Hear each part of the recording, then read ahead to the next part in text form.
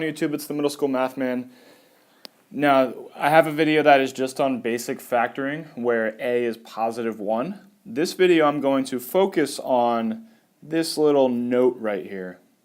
If a is negative, factor out negative 1. So we can't have a as negative 1. So if it is negative 1, we're going to factor it out. So I'm just going to go over a couple examples of this type. In this set of problems right here, number 3 and number 5 have a is negative 1. Just a reminder, a is the number that is in front of the x squared, and in this case it is negative 1. So if we look at 3, if we're going to factor out a negative 1, I'm just going to rewrite the negative 1 there, and then I'm going to figure out what exactly we get when we factor out a negative 1.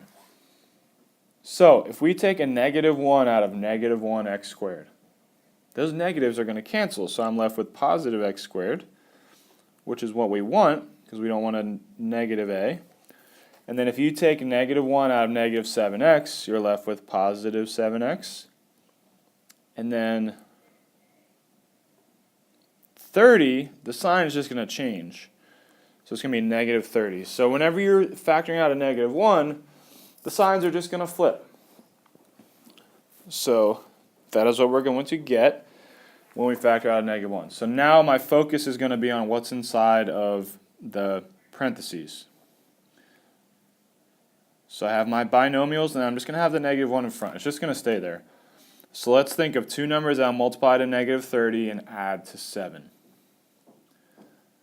So 30 and 1, 15 and 2. You have 6 and 5. All the possible ways to multiply to negative 30. So you're probably thinking to yourself, what about 10 and 3? Well, yeah, it's going to be some combination of 10 and 3. So it's negative 30. So it's either going to be negative 10 times 3, or it's going to be positive 10 times negative 3. It adds to positive 7, so it has to be plus 10 and minus 3, because 10 plus negative 3 equals positive 7, which is what we have right there. So that's just that's how you're going to leave it as your answer. We factor out the negative 1, and then we have our two binomials. If we're looking at number 5, we're going to do the same thing. We're going to factor out a negative 1.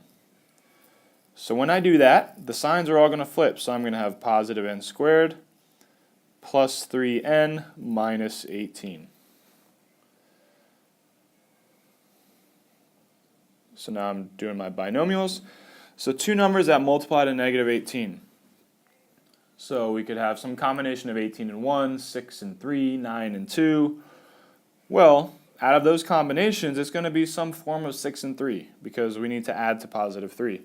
So it's either going to be negative 6 times 3 or positive 6 times negative 3.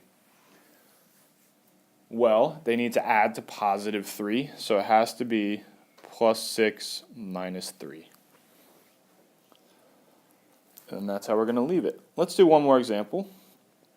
If we look at number 6 here, again, we're going to factor out the negative 1, and then I'm going to figure out what exactly I have. So all my signs are going to flip. So I have x squared minus 14x plus 49.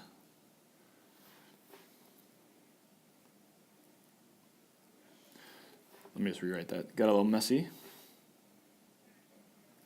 Okay. So in my binomials, now let's think. All the possible ways to multiply to 49. Well, 7 times 7 is pretty obvious. So think about it. If you take positive 7 times positive 7, yes, that multiplies to 49. However, positive 7 plus positive 7 equals positive 14. But we need negative 14. Another way to multiply to 49 is negative 7 times negative 7. So that's going to be what our answer is, because negative 7 plus negative 7 is negative 14. So that's how we're going to leave our answer. And then this is the video on factoring out a -1. Same exact steps as the factoring, except right at the beginning you're going to factor out a -1, and then you're just going to rewrite it with all your signs flipped. And then you're going to factor whatever is inside those parentheses.